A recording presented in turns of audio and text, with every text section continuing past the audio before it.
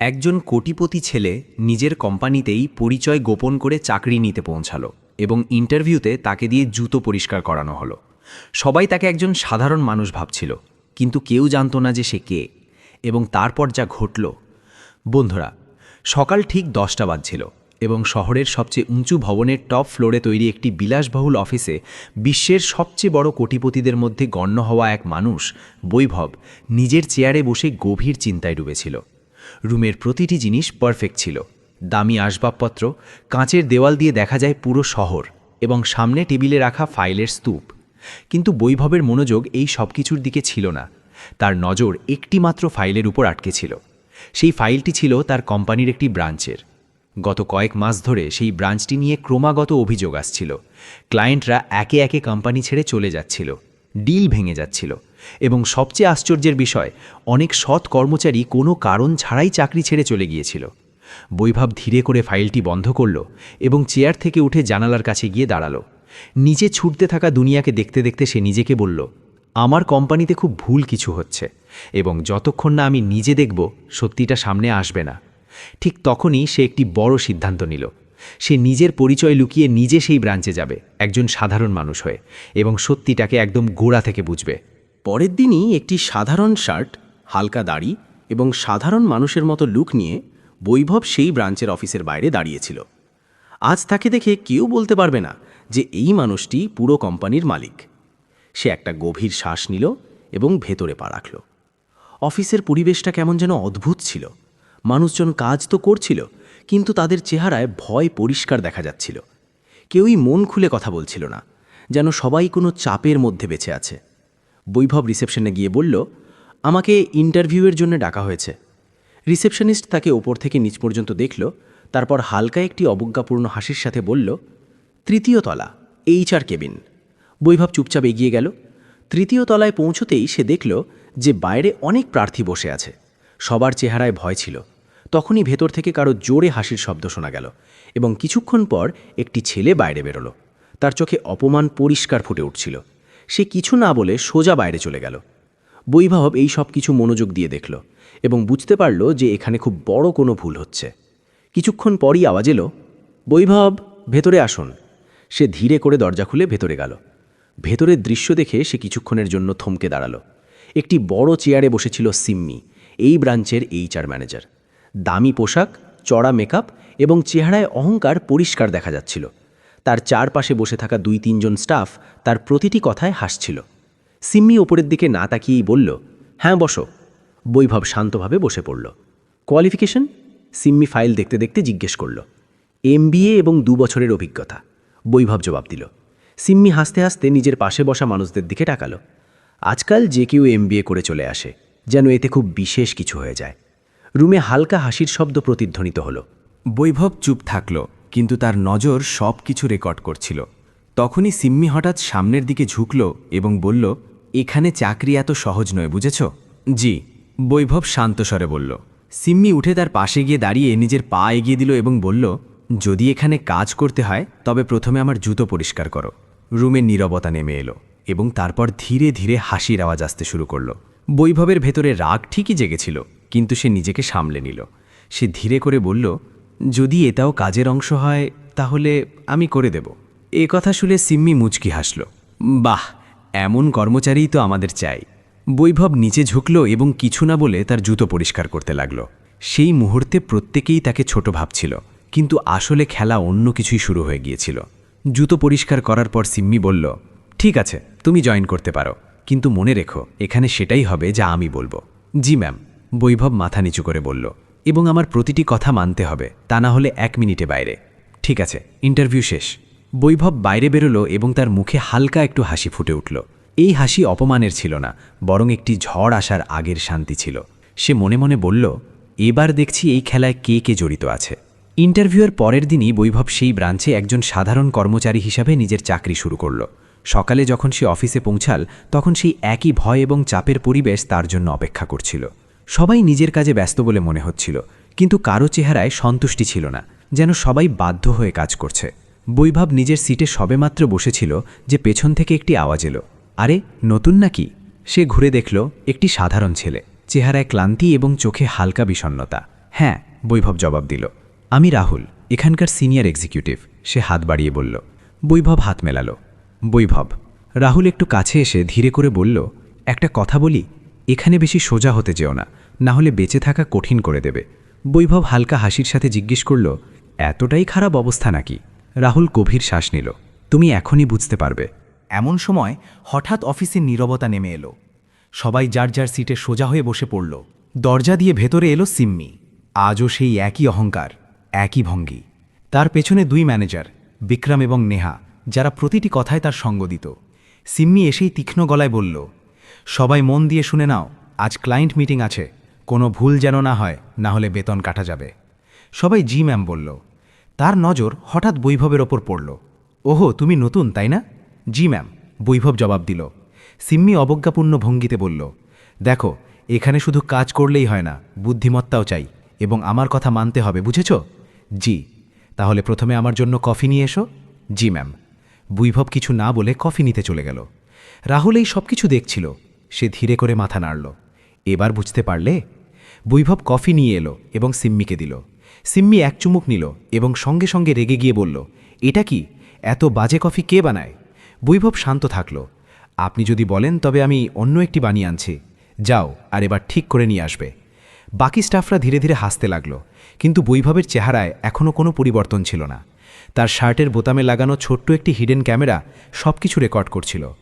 দিন কাটতে লাগল। প্রতিটি দিন বৈভবের জন্য একটি নতুন পরীক্ষার মতো ছিল। কখনো তাকে বিনা কারণে বকা হতো, কখনো সবার সামনে অপমান করা হতো, কখনো ফালতু কাজ দেওয়া হতো, কিন্তু সে সব কিছু সহ্য করে গেল। ধীরে ধীরে সে অফিসের আসল সত্যিটা বুঝতে শুরু করল। একদিন সে ফাইল দেখছিল, তখনই সে খেয়াল করল যে কোম্পানির অ্যাকাউন্টে কিছু গড়বড় আছে, নম্বরগুলো মিলছিল না। ঠিক সেই সময় রাহুল তার কাছে এলো এবং ধীরে করে বলল, ওসব দেখো না, বিপদে পড়ে যাবে। বৈভব জিজ্ঞেস করল, কেন? রাহুল এদিক ওদিক তাকিয়ে বলল, এখানে খুব বড় খেলা চলছে, ওপর পর্যন্ত সবাই মিলেমিশে আছে। কে কে? বৈভব শান্ত স্বরে জিজ্ঞেস করল। রাহুল ভয়ে ভয়ে বলল, সিম্মি, বিক্রম এবং কিছু বাইরের লোকও। ক্লায়েন্টদের থেকে কমিশন নেয় আর কোম্পানির টাকাও ঘরায়। বৈভব এবার পুরোপুরি সতর্ক হয়ে গিয়েছিল। তার ওটাই দরকার ছিল, সত্যিটা। কয়েকদিন পর একটি বড় ক্লায়েন্ট মিটিং ছিল। বৈভব স্থির করল যে আজ সে সব কিছু নিজে দেখবে। মিটিং রুমে সিম্মি বসেছিল, সামনে একজন বড় ক্লায়েন্ট মিস্টার মেহরা। বৈভবও একজন কর্মচারী হিসেবে সেখানে উপস্থিত ছিল। মিটিং শুরু হলো। সিম্মি মুচকি হেসে বলল, দেখুন স্যার, কাজ তো হয়ে যাবে, কিন্তু... মেহরাজি জিজ্ঞেস করলেন, কিন্তু কি? সিম্মি একটু ঝুঁকে বলল, একটু বাড়তি খরচ লাগবে, প্রায় 10% কমিশন। মেহরাজি চমকে উঠলেন, কমিশন কিসের? সিম্মি হাসতে হাসতে বলল, স্যার, সোজা কথায় বলতে গেলে এটা ছাড়া আপনার কাজ হবে না। আর হ্যাঁ, আমাদের সিইও আমার খুব কাছের মানুষ। রুমে নীরবতা নেমে এলো। বৈভব এই সব কিছু শুনছিল এবং তার ক্যামেরা প্রতিটি শব্দ রেকর্ড করছিল। মেহরাজি রাগের মাথায় বললেন, যদি এটাই নিয়ম হয় তাহলে আমাদের এই ডিল করতে হবে না। আর তিনি উঠে চলে গেলেন। সিম্মি রাগে টেবিলের উপর হাত চাপড়ালো। দেখলে, এভাবেই ক্লায়েন্টরা পালিয়ে যায়। বিক্রম বলল, কোনো ব্যাপার না ম্যাম, আরও পাওয়া যাবে। বৈভবেই সব কিছু দেখছিল। এবার সে পরিষ্কার বুঝতে পেরেছিল এটা শুধু বেয়াদবি নয়, বরং পুরোপুরিভাবে দুর্নীতির একটি জাল। সে মনে মনে বলল, এবার খেলা শেষ করার সময় ঘনিয়ে এসেছে, এবং সেই দিন থেকেই সে প্রতিটি প্রমাণ সংগ্রহ করা আরও দ্রুত করে দিল। এতক্ষণে বৈভবের কাছে এই ব্রাঞ্চের সত্যিটা পুরোপুরি পরিষ্কার হয়ে গিয়েছিল। এটি শুধুমাত্র একটি খারাপ ম্যানেজমেন্টের বিষয় ছিল না, বরং একটি সুপরিকল্পিত কেলেঙ্কারি ছিল, যাতে অনেক লোক জড়িত ছিল। প্রতিদিন সে চুপচাপ নিজের কাজ করত এবং সেই সাথে নিজের শার্টে লাগানো হিডেন ক্যামেরা দিয়ে প্রতিটি ছোট বড় নড়াচড়া রেকর্ড করতে থাকত। সিম্মির ব্যবহার দিন দিন আরও বেশি অহংকারী হয়ে উঠছিল। একদিন সে পুরো স্টাফের সামনে বৈভবকে বকাবকি করতে গিয়ে বলল, তোমাকে দিয়ে একটা ছোট কাজ ঠিকমতো হয় না, কে জানে কাকে যে ধরে নিয়ে আসে চাকরিতে। বাকি লোকেরা চুপ ছিল, কেউই তার কথার বিরুদ্ধে বলার সাহস করত না। বৈভব মাথা নিচু করে বলল, সরি ম্যাম, এরপর থেকে খেয়াল রাখব। কিন্তু তার মনে একটি কথাই চলছিল, বাস আর কয়েকটা দিন, তারপর সব কিছু সামনে আসবে। সেই সময়ের মধ্যেই সে আরও অনেক কিছু খেয়াল করল। কোম্পানির অ্যাকাউন্ট থেকে টাকা বের করে ভুল জায়গায় ট্রান্সফার করা হচ্ছিল, ক্লায়েন্টদের থেকে জোরপূর্বক কমিশন নেওয়া হচ্ছিল, নতুন কর্মচারীদের ইচ্ছাকৃতভাবে বিরক্ত করা হতো যাতে তারা চাকরি ছেড়ে দেয়। আর এই সব কিছুর পেছনে সবচেয়ে বড় নাম ছিল সিম্মি। এক রাতে অফিস খালি হয়ে গিয়েছিল। বৈভব সেখানেই থেকে গেল। সে কম্পিউটার সিস্টেমে লগ ইন করল এবং অনেক জরুরি ফাইল ডাউনলোড করল। ট্রানজ্যাকশন হিস্ট্রি, ইমেল রেকর্ডস এবং সিসিটিভি ফুটেজ সব কিছু সে নিজের কাছে সুরক্ষিত করে নিল। এখন তার কাছে শুধু সন্দেহ নয়, বরং মজবুত প্রমাণ ছিল। পরের দিন বৈভব নিজের আসল পরিচয় ফিরে নিজের হেড অফিসে পৌঁছাল। আজ সে সেই কোটিপতি বৈভব ছিল, স্যুট বুট পরা, আত্মবিশ্বাসে ভরপুর। তার কেবিনে বড় বড় ফাইল রাখা ছিল, যেগুলোতে সেই ব্রাঞ্চের সমস্ত প্রমাণ উপস্থিত ছিল। সে নিজের মোবাইল থেকে একটি নম্বর ডায়াল করল।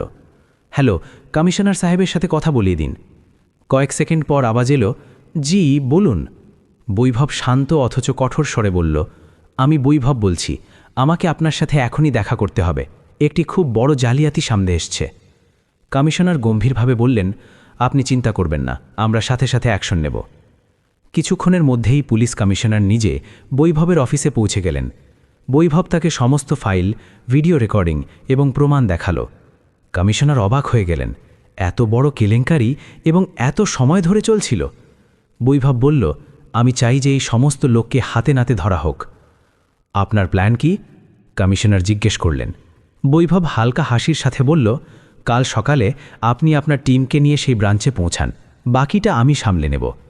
কমিশনার মাথা নাড়লেন, ঠিক আছে, কাল সব শেষ হয়ে যাবে। পরের দিন অফিসে প্রতিদিনের মতোই হইচই ছিল। সিম্মি তার চেয়ারে বসেছিল এবং স্টাফরা তাদের কাজে লেগেছিল। তখনই হঠাৎ বাইরে থেকে গাড়ির আওয়াজ আসতে শুরু করল। অনেকগুলো দামি গাড়ি একের পর এক অফিসের বাইরে এসে থামল। পুরো স্টাফ চমকে গেল। এসব কি হচ্ছে? নেহা ঘাবড়ে গিয়ে বলল। দরজা খুলল এবং ভেতরে পা রাখল বৈভব। কিন্তু আজ সে আগের মতো সাধারণ কর্মচারী ছিল না। আজ সে একটি চমৎকার স্যুটে ছিল, তার পেছনে বডিগার্ডরা ছিল এবং তার চালচলন পুরোপুরি বদলে গিয়েছিল। অফিসের নীরবতা নেমে এলো। প্রত্যেকেই তাকে চেনার চেষ্টা করছিল। রাহুলের চোখ বিস্ময়ে বড় হয়ে গেল। এ তো সেই বৈভব। সিম্মিও দাঁড়িয়ে পড়ল। সে অবজ্ঞাপূর্ণ ভঙ্গিতে বলল, এসব কি নাটক? তুমি কে? বৈভব ধীরে ধীরে তার দিকে এগোলো। তার চেহারায় এখন আর হাসি নয়, বরং কঠোরতা ছিল। সে বলল, নাটক তো এবার শুরু হবে এবং তোমরা সবাই জানতে পারবে যে আমি কে।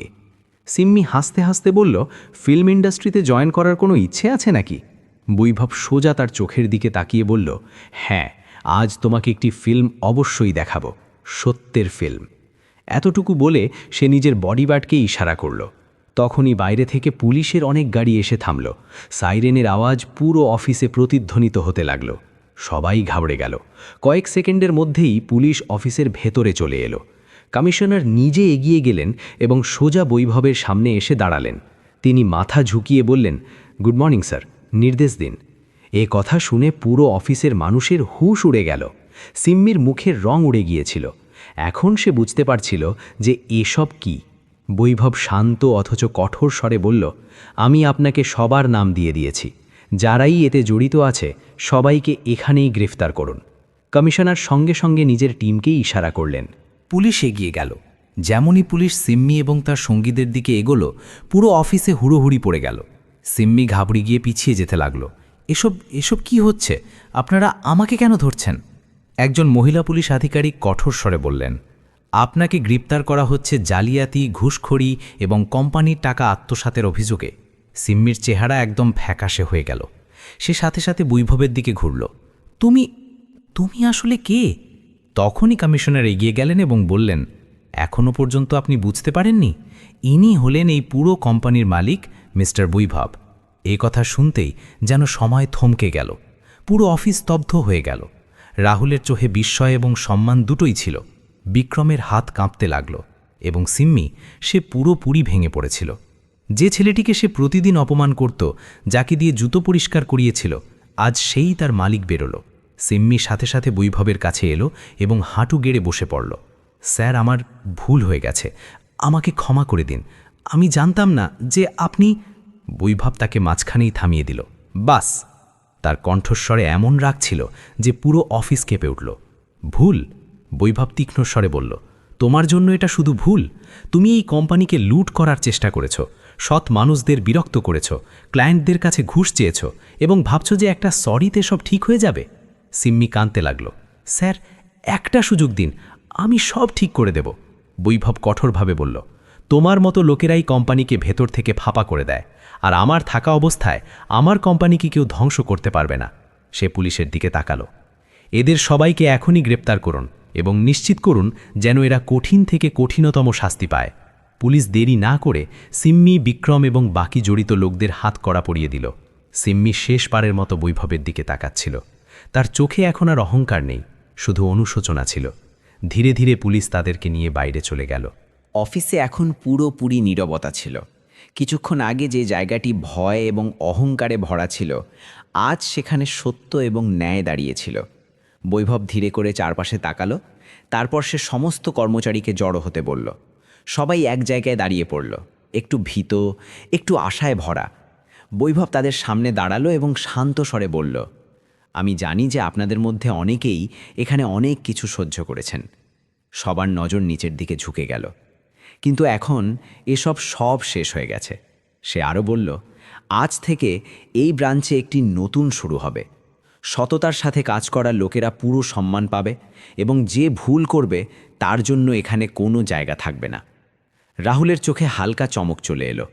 বৈভব তার দিকে তাকিয়ে বলল, রাহুল, তোমার মতো লোকেরাই এই কোম্পানির আসল শক্তি। রাহুল আবেগপ্রবণ হয়ে বলল, থ্যাংক ইউ স্যার, আমরা আশা ছেড়েই দিয়েছিলাম। বৈভব মুচকি হাসল, এখন আশা নয়, বিশ্বাস রাখো। আগামী কয়েক সপ্তাহের মধ্যে সেই ব্রাঞ্চের পুরো চিত্রটাই বদলে গেল। নতুন এইচআর টিম এলো, সৎ ম্যানেজারদের প্রমোট করা হলো এবং সমস্ত প্রক্রিয়াকে স্বচ্ছ করা হলো। ধীরে ধীরে ক্লায়েন্টরা ফিরে আসতে শুরু করলো। কোম্পানির সুনাম আবার বাড়তে লাগলো এবং সবচেয়ে জরুরি, কর্মচারীদের চেহারায় এখন ভয় নয়, বরং সন্তুষ্টি ছিল। একদিন বৈভব আবার সেই অফিসের জানালার কাছে দাঁড়িয়েছিল যেখান থেকে শহর দেখা যেত। কিন্তু আজ তার চেহারায় এক অন্যরকমই শান্তি ছিল। সে হালকা হাসির সাথে বলল, কোম্পানি শুধু টাকা দিয়ে চলে না, তাকে চালায় মানুষ এবং তাদের নিয়ত। এবং এবার তার কোম্পানি সঠিক হাতে ছিল। তো বন্ধুরা, এই গল্পের সবচেয়ে বড় শিক্ষা হলো অহংকার মানুষকে ওপরে নয়, নিচে ফেলে দেয়। সত্য দেরিতে হলেও সামনে অবশ্যই আসে, এবং সবচেয়ে বড় কথা, যে মানুষ শান্ত থাকে সেই সঠিক সময়ে সবচেয়ে বড় সিদ্ধান্ত নেয়। বন্ধুরা, এবার সুন্দর একটি প্রশ্নের উত্তর দয়া করে দেবেন। যদি আপনি বৈভবের জায়গায় থাকতেন তবে কি করতেন? আপনিও কি সত্য সামনে আসার পর সমস্ত দোষীদের শাস্তি দিতেন, নাকি একটি সুযোগ দিয়ে ক্ষমা করে দিতেন? এবং বৈভব যা করেছে তা কি একদম ঠিক ছিল নাকি ভুল? আপনার মতামত অবশ্যই কমেন্টে জানান। আপনি হলে কি করতেন? তো বন্ধুরা, এই গল্পটি আপনাদের কেমন লাগলো তা আমাদের কমেন্টের মাধ্যমে অবশ্যই জানাবেন। এবং যাওয়ার আগে আমাদের ভিডিওতে লাইক এবং চ্যানেল সাবস্ক্রাইব করতে ভুলবেন না। আর কমেন্টে নিজের নাম এবং শহরের নাম অবশ্যই লিখবেন, যাতে আমাদের আপনাদের ভালোবাসা এবং সমর্থনের অনুভূতি হতে থাকে। তো চলুন, আবার দেখা হবে হৃদয় ছুঁয়ে যাওয়া আরেকটি সত্যি গল্পের সাথে।